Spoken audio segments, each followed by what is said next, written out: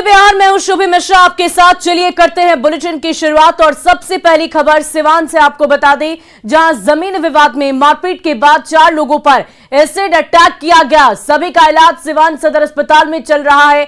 घटना महाराजगंज थाना क्षेत्र के सतजोड़ा गांव की बताई जा रही है। दोनों पक्षों में लंबे वक्त से विवाद चल रहा था और इसी को लेकर एक बार फिर मारपीट की गई, जिसके बाद एक पक्ष ने एसिड अटैक कर दिया है। तो ये बड़ी खबर आपको सिवान से बता रहे हैं, जहां जमीनी विवाद में न सिर्फ मारपीट की घटना को अंजाम दिया गया, बल्कि एक पक्ष के द्वारा दूसरे पक्ष पर एसिड अटैक भी किया गया है। खूनी संघर्ष की वारदात को अंजाम दिया गया। मारपीट और एसिड अटैक की ये बड़ी घटना सिवान में घटी है, जहां जमीन विवाद को लेकर 4 लोग गंभीर रूप से झुलस गए हैं। और छपरा के तरैया में लोगों ने मोबाइल चोरी के आरोप में एक युवक को जमकर पीटा। युवक की पहचान तरैया थाना के पचरौर के रहने वाले डोमन दास के रूप में की गई है, जो मानसिक रूप से कमजोर बताया जा रहा है। सवाल है कि क्यों लोग खुद ही जज और कोर्ट बन जा रहे हैं। लोगों को इस तरह से पिटाई का अधिकार आखिर किसने दिया? तो ये तस्वीरें देखिए कैसे वहां पर स्थानीय लोग मौजूद है और मोबाइल चोरी के आरोप में इस युवक की जमकर पिटाई की जा रही है। लाठी डंडे से पीटा जा रहा है उसे। लेकिन सवाल तो यही है कि आखिर इसे सजा देने का हक इन लोगों को किसने दिया? इस तरह की घटना अगर घटती है तो इसके लिए कानूनी प्रक्रिया है। पुलिस के पास लोग जा सकते हैं, उनसे मदद ले सकते हैं, लेकिन इस तरीके से किसी भी अपराधी को पीटने का, उस पर हक जताने का अधिकार किसी को भी नहीं है। और देखिए, बिहार में शराबबंदी कानून को सख्ती से लागू कराने का दावा सरकार करती है, लेकिन सरकार के लिए मुसीबत तब उत्पन्न हो जाती है जब अपने सहयोगी ही शराबबंदी पर सवाल खड़े कर दे। कांग्रेस विधायक दल के नेता अजीत शर्मा के बयान के बाद से प्रदेश की सियासत गर्मा उठी है। अच्छी चीज है बंद होना, लेकिन अगर बंद नहीं हो रहा और राजस्व का भी नुकसान हो रहा है, तो अगर पदाधिकारी पर आप कार्रवाई नहीं कर सकते तो फिर आपको इस पर से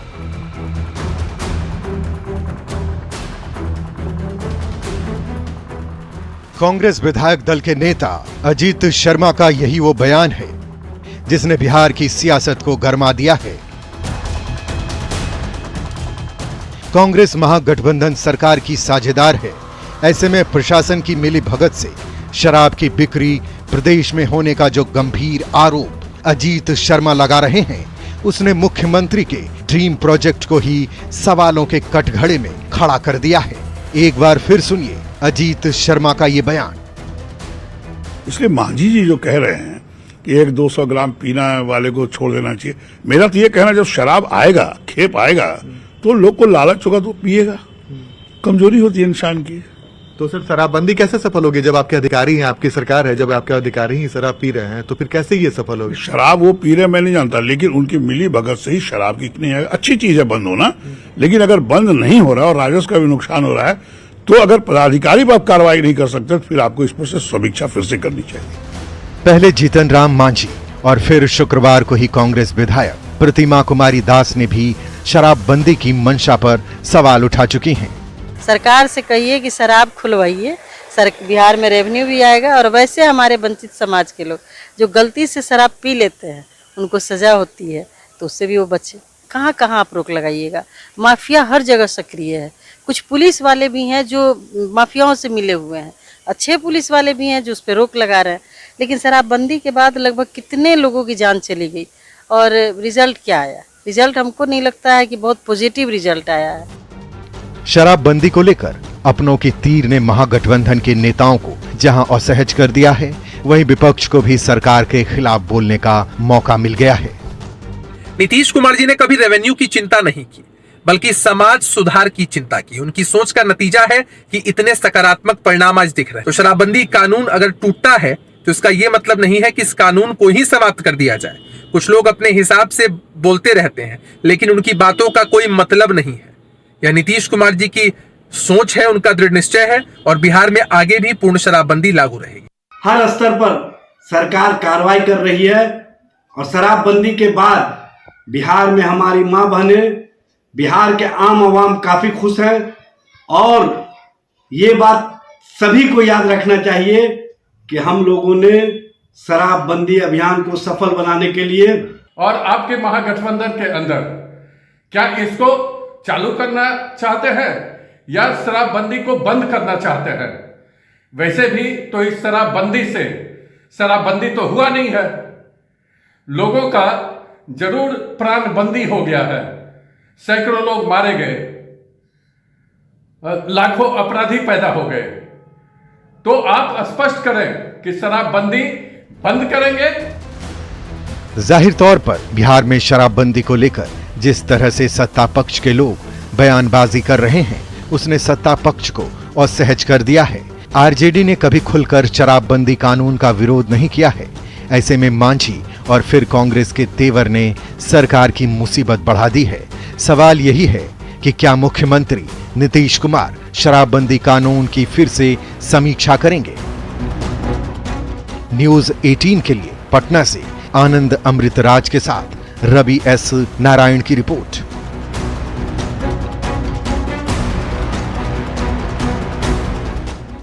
और देखिए, पूर्व केंद्रीय मंत्री आरसीपी सिंह ने मुख्यमंत्री नीतीश कुमार से जिद छोड़ने की अपील की है। आरसीपी सिंह ने कहा है कि बिहार में शराबबंदी से राजस्व का भारी नुकसान हो रहा है। आरसीपी सिंह ने कहा कि बिहार में नौकरी बांटी जा रही है, लेकिन वेतन कहां से देंगे? कितना हमारा वो सब बेचारा जो अपना रोजी रोटी चलाता है वो सब जेल के अंदर बंद है, और आप हमें बड़का भारी कल्याण हो रहा है। अरे जरा अपना जिद छोड़िए, बिहार में बहुत काम, कैसे युवाओं को रोजगार मिलेगा उस पर दिमाग लगाइए श्रीमान जी। इसी तारीख कैसे बंद हो और फलना कैसे बंद हो, इससे काम चलने को है। हम तो अब जात पर जैसे ही विचार करेंगे और उनको अच्छा तरह से जैसे जिताने की कोशिश करेंगे। वोट किसको दीजिएगा? जात वाला को दीजिएगा कि कोई और को दीजिएगा? विकास देख के।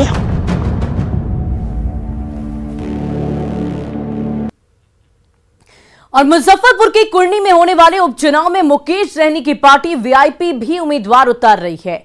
कुर्नी विधानसभा में सहनी वोटरों की संख्या 30,000 से ज्यादा है। ऐसे में सवाल यह है कि सहनी समाज क्या करेगा? जाति देखेंगे या फिर विकास देखकर वोट करेंगे? तब तक ऐसा कोई समझौता नहीं, और मजबूती से हम लोग तैयारी करके बैठे हुए हैं। कुरनी विधानसभा में वीआईपी पार्टी का प्रत्याशी उतरेंगे, मजबूती से वीआईपी पार्टी वहां पे चुनाव लड़ेंगे और जीतने के लिए लड़ाई लड़ेंगे और जीतेंगे। कुर्नी विधानसभा उपचुनाव के रण में विकासशील इंसान पार्टी भी कूद चुकी है। सहनी समाज से आने वाले वीआईपी के मुकेश सहनी ने कुर्नी में उम्मीदवार उतारने का ऐलान कर दिया है। कुर्नी में कुल 3,11,000 वोटर हैं, जिनमें निषाद समाज के 31,000 वोटर हैं। निषाद समाज से आने वाले आरजेडी के अनिल सैनी की सदस्यता जाने के बाद ही कुर्नी में उपचुनाव हो रहा है, जिस सीट पर मुकेश सहनी की नजर है। अब सवाल है कि क्या कुर्नी के सहनी समाज के लोग जाति के उम्मीदवार को ही वोट देंगे या फिर विकास का मुद्दा उनके लिए अहम होगा? हम सहनी बहुल क्षेत्र मधौल में है, जो कि गुडहनी विधानसभा क्षेत्र में पड़ता है। उस मधौल में पब्लिक क्या कुछ कहती है, सहनी समाज के लोग क्या कुछ कहते हैं, इस बार वोट किस रूप में देंगे? क्या लगता है चाचा, इस बार क्या कुछ होगा? विकास पर वोट दीजिएगा कि जात देख के वोट दीजिएगा? वोट किसको दीजिएगा? जात वाला को दीजिएगा कि कोई और को दीजिएगा? विकास देख के। विकास देख के। मुकेश सहनी फिर आ रहे हैं, उनका भी प्रत्याशी आएगा, तो जात देखिएगा कि विकास देखिएगा?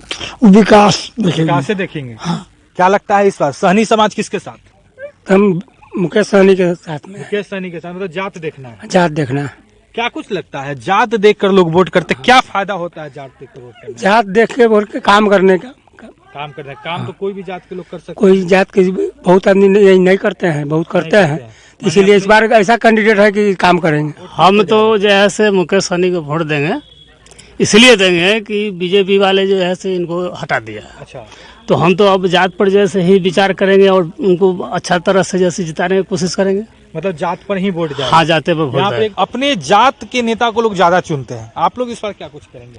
सहनी समाज क्या करेगा? देखिए, सहनी समाज हमेशा से विकास के मुद्दों पर आई है, और निश्चित रूप से पिछले चुनाव में भी भाजपा हम लोगों को ठगने का काम किया।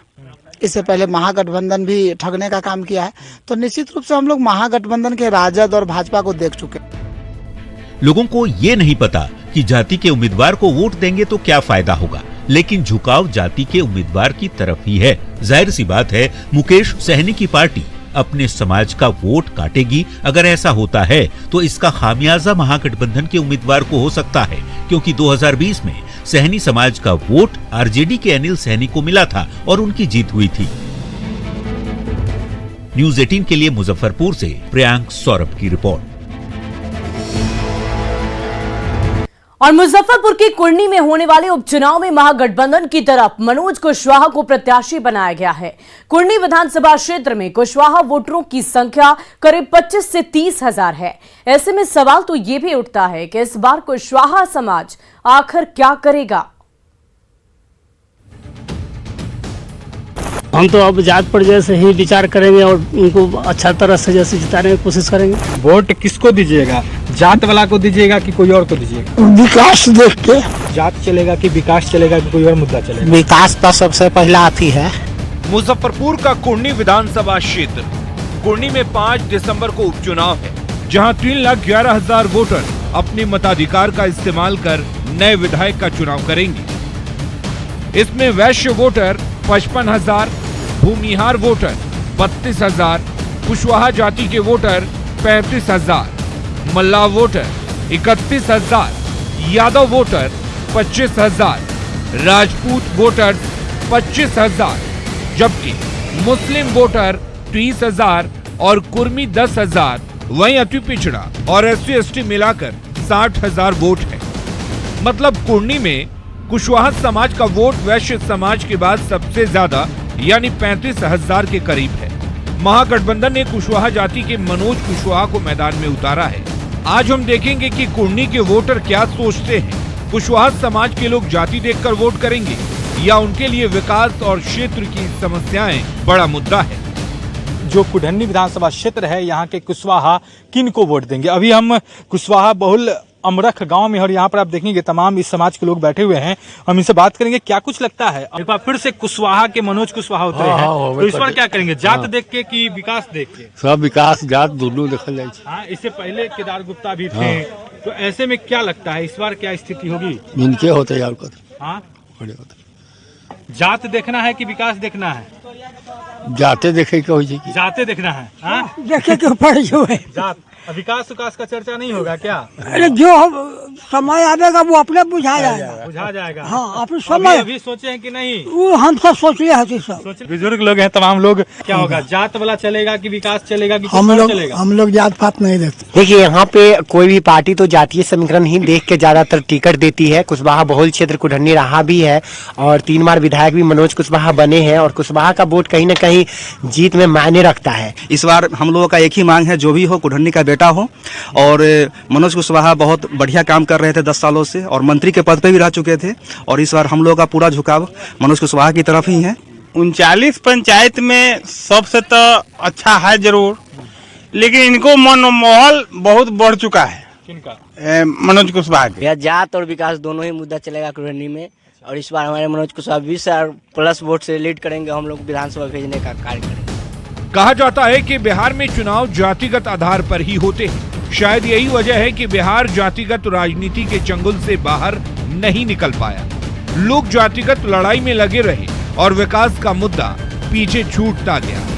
न्यूज़ 18 के लिए मुजफ्फरपुर से प्रियांक सौरभ की रिपोर्ट। और देखिए, बिहार में नौकरी पर बयानबाजी लगातार जारी है। डिप्टी सीएम तेजस्वी यादव ने कहा कि बिहार सरकार लोगों को नौकरी दे रही है, लेकिन बीजेपी को बताना चाहिए कि केंद्र सरकार ने हर साल 2 करोड़ लोगों को नौकरी देने का वादा किया था, तो 8 सालों में कितने लोगों को नौकरी मिली?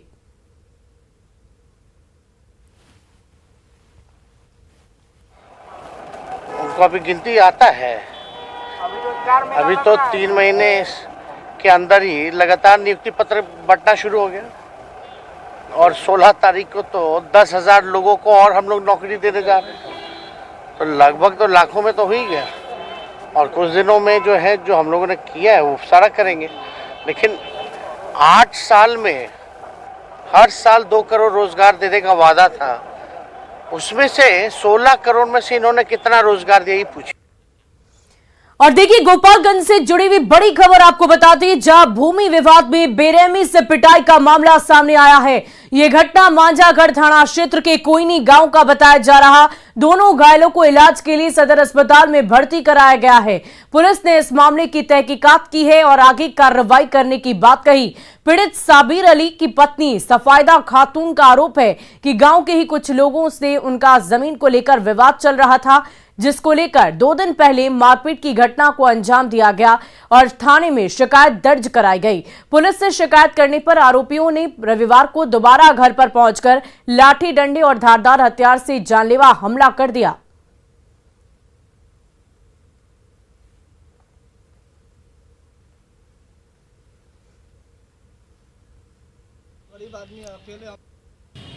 केस भैया मारपीट भैया पहले से टारगेट बनैले रहला कि मार के मुआ दसन तब हिसाब क्लियर हो जाए। जमीन के मामला में नैके फरियाद शहीद मियाँ डंटा धरैला हन अशरफ अली के और सुतारा के मोहित मियाँ और तबरेज अली सबको मिल के प्रोग्राम बनैले रहला, तब मार के हमरा के एथी कैला। पहले केस किए थे आप? हाँ, पहले परसों के केस भई रहला, वही के एथी से पुलिस सुनवाई नहीं की ना, इसीलिए लो मार भी दिया कि क्या केस की हो। घटना हुआ था, हमने घर के घुस के मारा है लोग 2 पार्टी मिलके।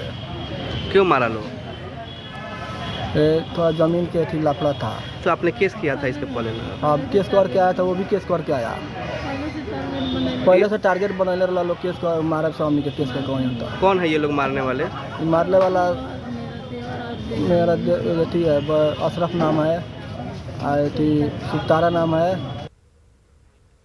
और खबर औरंगाबाद से, जहां गजेंद्र नारायण ने जेल में रहकर यूजीसी नेट की परीक्षा पास कर ली है। गजेंद्र ने नेट परीक्षा में 98.66% हासिल किया है। मदनपुर के बर्डी गांव के रहने वाले गजेंद्र दिल्ली के सरकारी स्कूल में माध्यमिक शिक्षक हैं। उनके ससुर नक्सली संगठन से जुड़े रहे हैं। 4 साल पहले आय से अधिक संपत्ति मामले में ईडी ने गजेंद्र को आरोपी बनाया था और उन्हें जनवरी 2020 में जेल जाना पड़ा था। वे सितंबर 2022 में जेल से रिहा हुए और जेल में रहते हुए ही उन्होंने परीक्षा की तैयारी की और ये बड़ी सफलता हासिल की है। जब मेरी नौकरी दिल्ली में लगी फरवरी 2014 में, तो 2014 में नौकरी लगने के बाद हम दिल्ली आ गए, दिल्ली शिफ्ट हो गए और मेरी शादी की बात चल ही रही थी उस समय कि मेरी शादी फरवरी 2016 में दिल्ली में ही हुई। और शादी के बाद मुझे पता चला कि हमारे जो ससुर साहब हैं वो किसी मूवमेंट से जुड़े हुए हैं, लेकिन जब शादी हो गई तो हम कुछ कर नहीं सकते थे, हमारे पास कोई ऑप्शन नहीं था, तो मजबूरन हमें जो चीज़ हो गया उसे हमें स्वीकार करना पड़ा। और देखिए बड़ी खबर आपको नवादा से बता दें, जहां घरेलू विवाद को लेकर झड़प का मामला सामने आया है। एक पक्ष ने दहशत फैलाने के लिए गोलीबारी की घटना को अंजाम दिया और इस झड़प में एक बुजुर्ग गंभीर रूप से जख्मी हो गए। यह घटना वारसिलीगंज थाना क्षेत्र के धनकौल गांव की बताया जा रहा है कि शादी विवाह की बातचीत को लेकर विवाद चल रहा था और तभी कुछ लोग कार में सवार होकर वहां पर पहुंचे और लड़का पक्ष पर हमला बोल दिया। फिलहाल पुलिस इस पूरे मामले में गंभीरता से जांच कर रही है।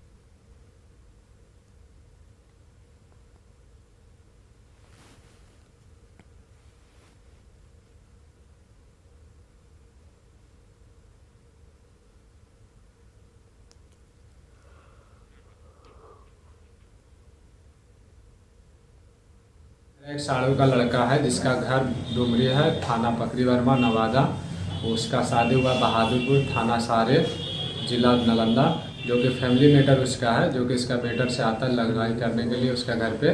बट हमारे घर पे उसका फैमिली वाला आके पूछने लगे, क्योंकि मेरा साड़ू का लड़का है, मेरा नाम गोलू कुमार, घर धनकौल नवादा वारसिलीगंज। जो कि पूछने लगा कि कहाँ है, नहीं रहने के कारण हम नहीं बताएं, मेरे पास नहीं था वो लड़का। तो लोग फायरिंग किया और मेरे परिवार के साथ झगड़ा किया, मेरे पापा का सर फट गया है। और चलिए अब बात करते हैं सबसे बड़े संत समागम की।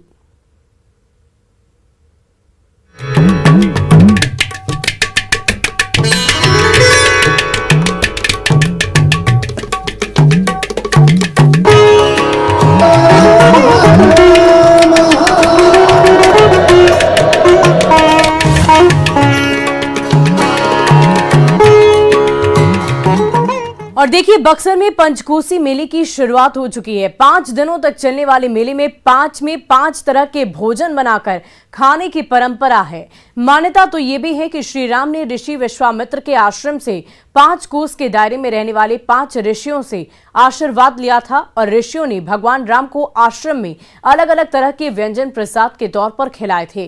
पंचकोसी मेले में हजारों की संख्या में लोगों की भीड़ उमड़ी हुई है।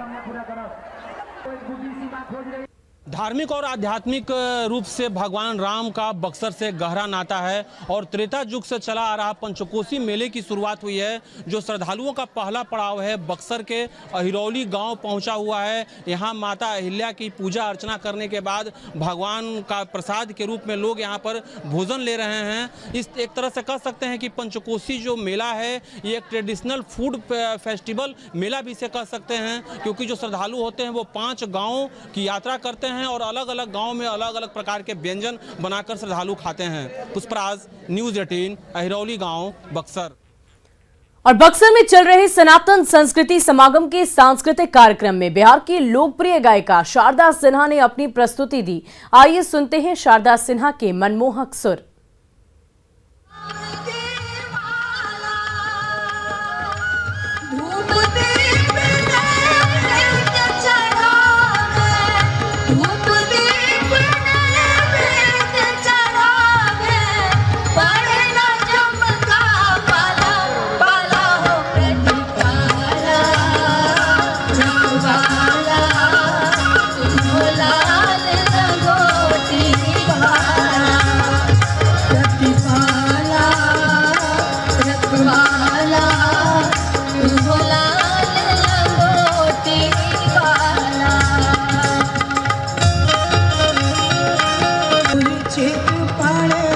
लखन धरती पर पवन वेग से चला, लाए सजीवन लखन जिलाए, लाए सजीवन लखन जिलाए। तू अंजन के लाला, लाला हो प्रतिपाला, रखवाला तू हो लाल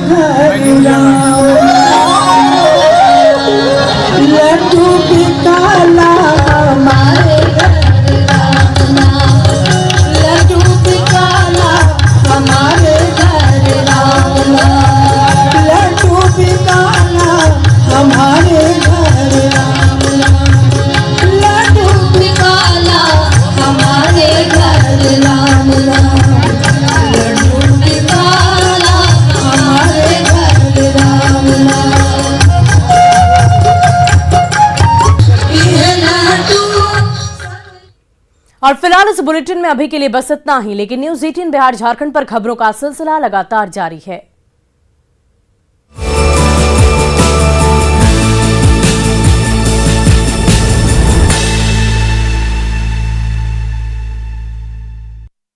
हेडलाइन